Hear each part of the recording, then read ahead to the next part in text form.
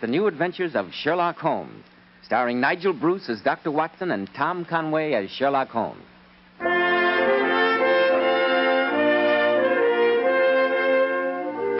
Well, once again, it's time to join our good friend and host, Dr. Watson, as he waits for us in his familiar study.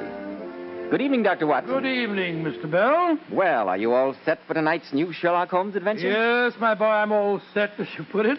I was looking over my notes on the case before you arrived, and I came across this. It played an extremely prominent part in tonight's story. Well, what is it, Dr. Watson? It looks like a dried leaf of some kind. In its younger days, Mr. Bell, it was a sprightly sprig of parsley. Dr. Watson, I know you have the habit of collecting odd mementos from your cases, but a sprig of parsley. And yet, my boy, this withered piece of greenery enabled Sherlock Holmes to solve one of the most diabolical murders that we ever encountered. The strange death of Mrs. Abernethy.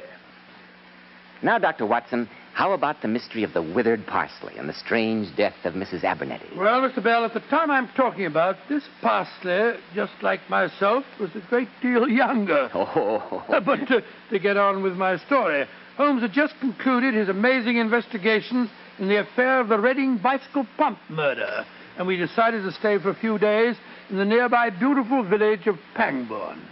The weather was surprisingly generous for an English summer, and on our second day, Holmes and I had gone for a stroll along the towpath of the River Thames.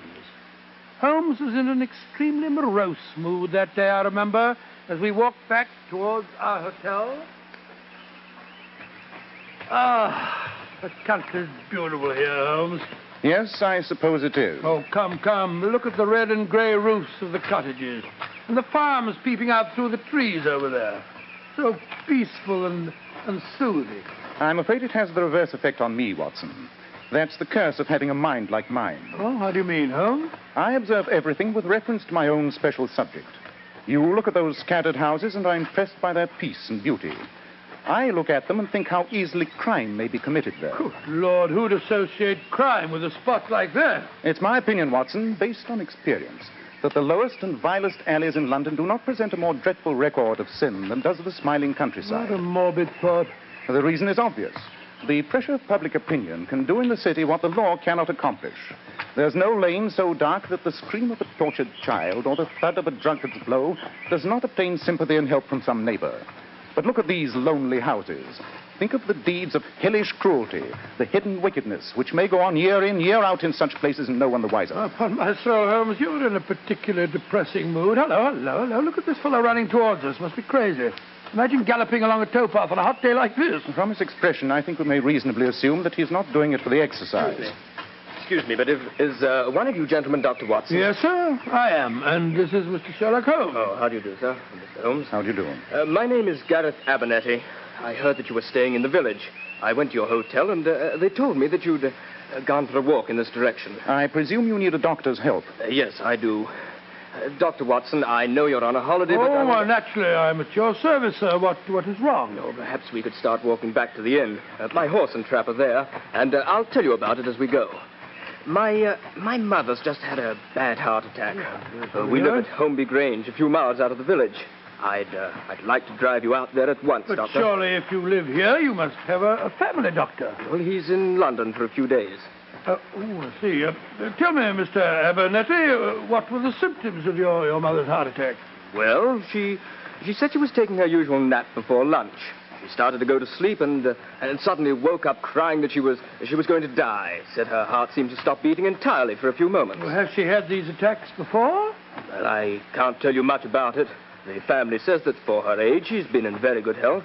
I've been abroad for a few years. In China, I observe, Mr. Abernethy. Yes, I went out there as a war correspondent covering the Boxer Rebellion. But how did you know? The fish that you have tattooed immediately above your right wrist could only have been done in China. That trick of staining the fish's scale a delicate pink is quite peculiar to that country.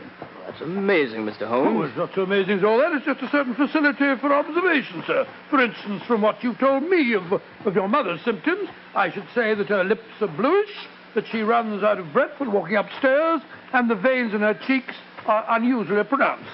I begin to think I've met a pair of magicians. Oh, why? But you're right, Doctor. I see I put you on your mettle, Watson.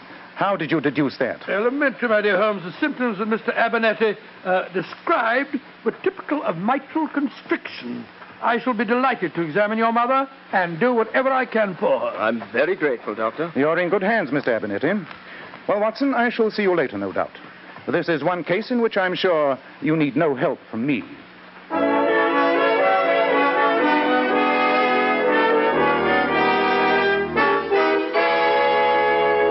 Well, Dr. Watson, I'm not much of a one for doctors. Stick out your tongue and give me a guinea. That's what most of them say. Well, what's your verdict? That there's nothing seriously wrong, Mrs. Abernethy. Just take these drops I'm giving you before each meal and you'll be well in no time. Lizzie. Yes, ma'am? You heard what the doctor said. Now try and stop your wool gathering long enough to see that I get those drops. Yes, ma'am. I won't forget. You'd forget your own name if the butcher's boy was to ring the bell, though, wouldn't you? Yes, ma'am. I mean, no, You can leave the room, Lizzie. Yes, ma'am. I think you should rest for a while, Mrs. Abernethy. Plenty of time for rest at my age, Doctor. Anyway, I want to talk to you privately. That's why I sent Lizzie out of the room. I want you to bring your friend Sherlock Holmes here to lunch tomorrow. Sherlock Holmes? But how did you know that... That he was in the village? There's nothing new in the village or anywhere else going on here that I don't know about, Doctor. Now, will you bring him? I've got something very important to discuss with him. Really, ma'am, I don't think of the state of your heart that you... Oh, what was that filthy medicine you gave me? Oh. It's made me sleepy. Well, that was its purpose, madam. My family think I'm going to die. They're waiting for it. Hoping for it. Oh, rubbish, rubbish, rubbish. You're not going to die, madam. We'll fool them, Doctor, won't we? We'll fool them. Who is it? Now, Mrs. Abernethy. I'll go to the door. Oh, Doctor, I came to see how Granny was getting along. I'm Rose Abernethy. I'm Dr. Watson. How do you do, my dear? Who is it, Doctor? It's me, Granny. I came to see how you are. Take the doctor downstairs, Rose.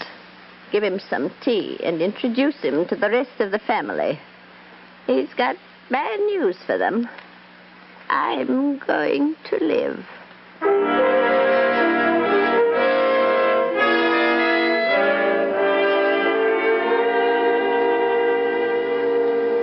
Uncle Gareth, will you introduce Dr. Watson, please? Of course, my dear Rose.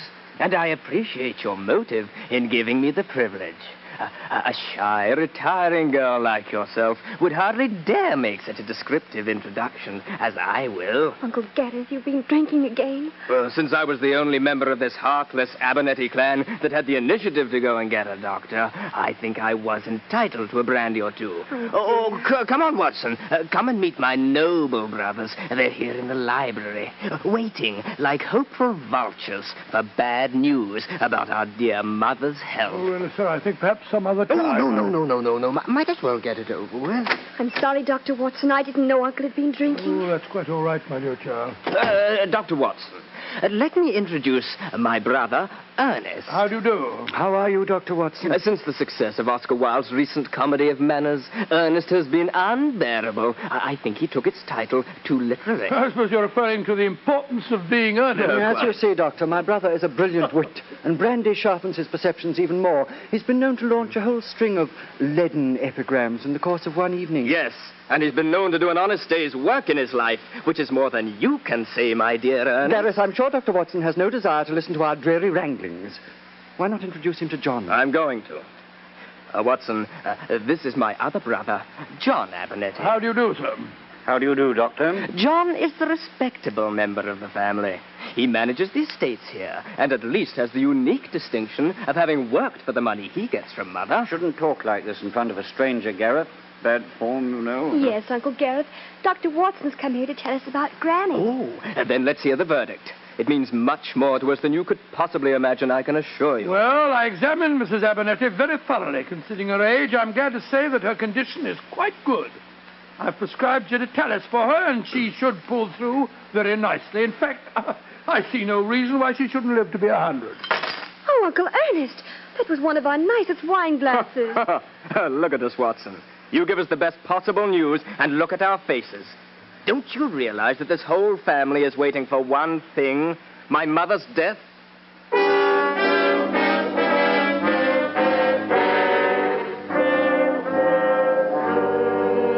I tell you, Holmes, it was perfectly nauseating. I must say they sound like a peculiarly unattractive family. All except the granddaughter Rose, she's a sweet little thing, but the others are a bunch of good-for-nothings. Undoubtedly. And yet my reaction to what you've told me is one of intense curiosity. As I remarked earlier today, the quiet countryside, beneath its external beauty, cloaks some of the vilest happenings. Well, I admit the atmosphere in that household is vile, all right. And think of the potential tragedy smoldering there. A wealthy matriarch who controls the purse strings. 4 relations living there and praying for one thing, her death. No, Watson, with such a setting, my curiosity is overpowering. Then you will call on her? If you think she's in good enough condition to see me. Attempts may have already been made on her life. Normally I'd suggest postponing it for a day or two, but if you think that she's in danger, Quite. I feel... Watson, tomorrow we shall call upon the lady and see what can be done to help her.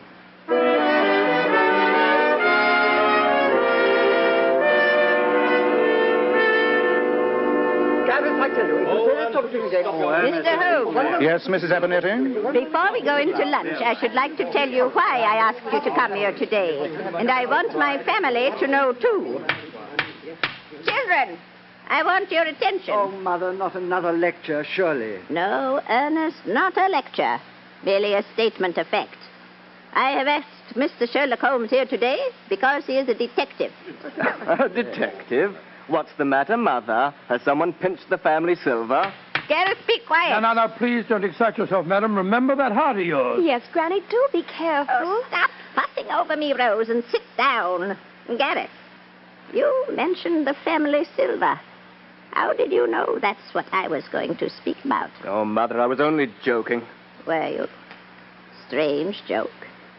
Mr. Holmes, I discovered a few days ago that the Abernethy silver has been stolen piece by piece and replaced by imitations. How do you know, Mrs. Abernethy? I recently had occasion to have some of our silver knives repaired. The blades were loose in the handles. The London jeweler to whom I sent them reported that they were not the family silver, but plated imitations. I had him come down here and examine the rest of the set. They're frauds. I want you to find out who's responsible. I know it's one of these 4 children. That's ridiculous, Mother. Why suggest that one of us is responsible? Because I know you children too well. Personally, I think it's what you deserve, Mother. How dare you? I'm not dependent on you, Mother, but the others are. You've kept them dangling too long. Look at you, Rose. You're still young. Are you going to stay here another 20 years waiting for your grandmother to die? Gareth, leave my room. Now, please, Mrs. Abernethy. Lunch is served, ma'am. Oh, go away. I love you. Quick, Watson. She's having another attack. Out of the room, everybody, please. Oh, Dr. Hell. No, don't worry, Mrs. Abernethy. You're going to be quite all right.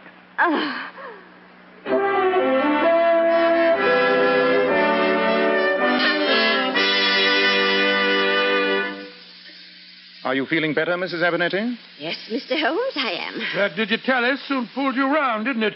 You must remember not to take another dose until this evening. In the meanwhile, I think you'd better go and lie down. No, Doctor. I want to go into lunch. And afterwards, I have something else to tell you, Mr. Holmes. Something I don't intend the family to hear. And it's much more significant than stealing silver. Mrs. Abernethy, I think if you were to tell me your real problem now, simply and directly, a great deal of time and patience might be saved. After lunch, Mr. Holmes. Doctor, give me your arm.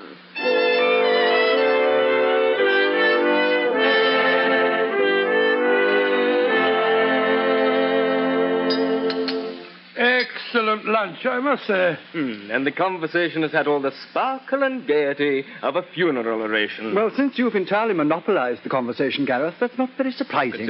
Stop wrangling, you two. Got guests. Bad form, you know. Mr. Holmes, did you care for some more coffee? Thank you, Mrs. Abernethy. I'd like another cup. Granny, what's wrong? Your hand's shaking so. Doctor! Doctor! Granny! Quick, Dr. Watson. Mrs. Abernethy! Don't be with Mother. Holmes! She's dead. Then I must assume a different mission than the one I came here to perform. I suggest that you all leave this room, and that one of you sends a servant for the police.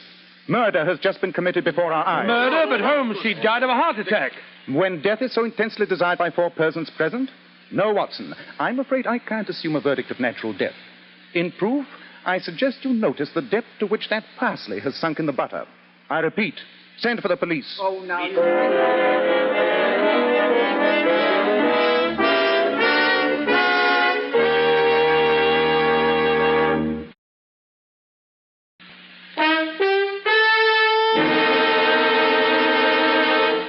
Well, Dr. Watson, I begin to see what you mean about that withered sprig of parsley. But I still don't understand what it had to do with the death of the old lady. Oh, more did I, Mr. Bell, at the time, but Sherlock Holmes soon explained it to me. As soon as the family had left the dining room and the police had been sent for, Holmes and I stood together in that room of death, examining the dining room table. Yes, Watson. I'm certain that she was poisoned before our eyes. But how, Holmes? You'll admit that in her condition a double dose of digitalis would have been fatal? Possibly, yes, but she didn't have an overdose. I gave her some before we came into lunch and told her not to take her usual dose at the table. And she didn't take it. Not consciously, Watson, but I'm convinced that she received another dose in her food. How? She didn't eat the roast lamb that the rest of us had. She simply had 2 lightly boiled eggs. She cracked them open herself. They couldn't have been poisoned. But she put butter in her eggs, large quantities of butter. We all ate butter from the same dish, Holmes. True. But once again, I ask you to observe the significant fact. The depth to which the parsley has sunk in the butter. The parsley hasn't sunk perceptibly at all. That, my dear Watson, is the significant fact. Oh, beg your pardon, sir. Lizzie said as how you thought something was wrong with the lunch. I'm the cook. Something was very wrong with the lunch, my good woman. Oh, I'm sorry. And I hear as how Mrs. Abernethy has been took with another of her spells. Yes, she has. Tell me, was this table laid for lunch at 1 o'clock? Yes, sir, it was. But you didn't come in till half an hour later. While Mrs. Abernethy's attack delayed us in the drawing room, did anyone come through the kitchen into this room? No, sir. Lizzie and me would have seen him if they had. And when you set the table, you placed this butter here? Yes, sir. As you see, it's garnished with parsley. Did you do that? No, sir, I didn't. That's funny. Who could have put that on there? By Jove, Holmes, you're right. But the roast of lamb was garnished with parsley, wasn't it? Yes, sir, it was. Splendid. I'm much obliged to you. I hope the mistress finds better soon, sir. Watson, I'm going to take that butter to the village, chemist shop, and have it analyzed. While I'm doing that, I want you to conduct an experiment of your own. What do you want me to do? Obtain a fresh quantity of butter from the kitchen. Place a sprig of parsley on top of it and see how far in half an hour it sinks in. Ridiculous way of spending my time, I must say. Nevertheless, Watson, I think the experiment may give us the vital clue to the murder.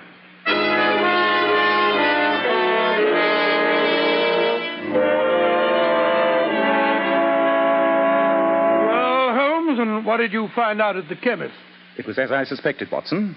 The butter was thoroughly impregnated with digitalis. And yet we all ate some of it. True. It would not produce any effect on a normally healthy person. In the case of Mrs. Abernethy, however, 2 doses in quick succession were fatal. Great Scott. What was the result of your experiment, old chap? Well, in half an hour on a blazing hot day like this, parsley sinks quite noticeably into the butter. Therefore, it was placed there shortly before we came in late to lunch, not when the table was set. But what was the motive? The butter had been shaped by a mold. It was patterned on the top. The murderer used a hypodermic needle to inject the digitalis, and he had to hide the holes made by the needle. So he took the parsley from the roast and placed it on the butter. Who had the opportunity? That's what we have to find out. Have the police arrived? Yes, there's a Sergeant Jenkins in charge. He's out there in the kitchen questioning the servants. Then let's join forces. A murderer's in this house, Watson. Between us, we've got to catch him.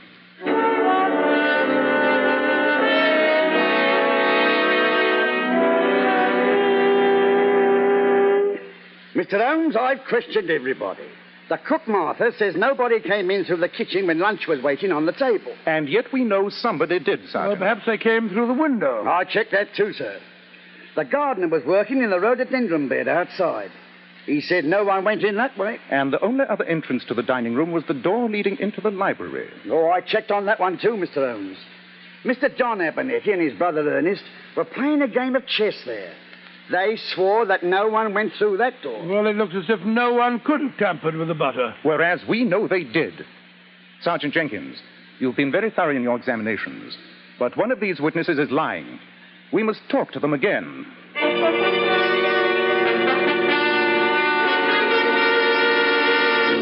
Martha, when you said no one came through your kitchen and went into the dining room, you meant no member of the family, didn't you? That's right, sir. If it had been one of the other domestics, Lizzie, for example, you wouldn't have noticed it? No, you mention it, sir. Lizzie did go in just before they came into lunch. Lizzie did, but... Quite, Watson. Sergeant, please ask Mr. Ernest Abernethy to step in here for a moment. Yes, Mr. Holmes, Lizzie did go through the library door, but I can't see that fact as of much importance. Possibly you can't. And yet I assure you my question was not an idle one. Was Lizzie carrying anything, do you recall? I really didn't notice. I'm afraid I find the problems of chess, even with Brother John as an opponent, more interesting than the perambulations of the worthy Lizzie. Lizzie. Yes, sir? You did go into the room just before lunch? Yes, sir. I remember that I'd forgot to put the claret out, so it would be room temperature. Mr. Ernest is most particular about that. Thank you, Lizzie. You may go. Yes, sir. Thank you, sir. Holmes, do you think she did it? Surely there's no doubt of it in your mind now, is there? Well, there is in mine, Mr. Holmes, and no mistake. And yet the case is solved, Sergeant. Let's go into the drawing room and I'll introduce you to our murderer.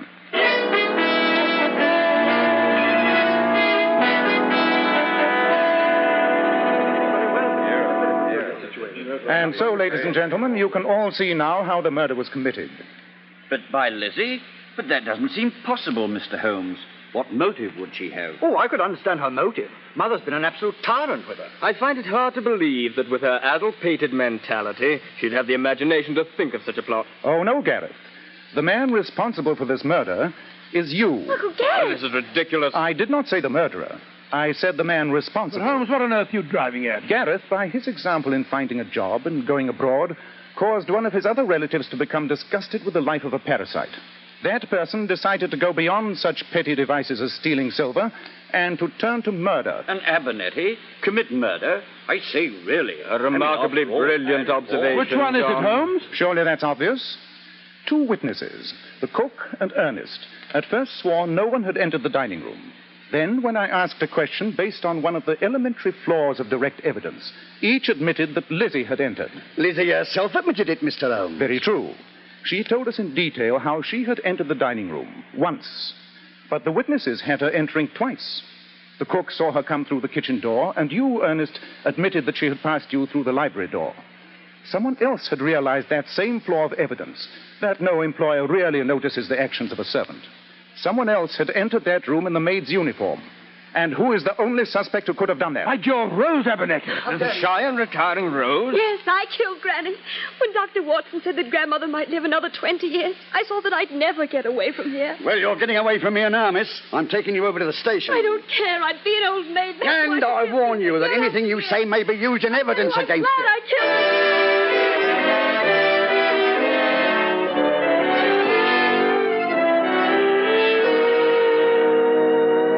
What a shocking case. I'm glad we're headed back to our hotel and never have to see that Abernethy family again. We'll have to make a brief appearance at the trial of the girl, I'm afraid. I still find it hard to believe that quiet, shy little thing was capable of conceiving such a devilish murder. Solitude, unhappiness, and the companionship of an evil, maladjusted family and a tyrannical grandmother breed dark fancies, Watson. She dressed up in a maid's uniform, convinced that no one would give her a second glance, and then, having poisoned the butter, returned, changed her dress, and sat down at the luncheon table. Precisely. Well, Watson, this has been an unsavory case, but it points a moral. A moral that I hope you, as my self-appointed biographer, will profit by. And what moral is that? The extreme importance of observing details. Miss Abernethy would not now be on her way to a prison cell if I hadn't noticed one vital clue. The depth to which the parsley had sunk in the butter.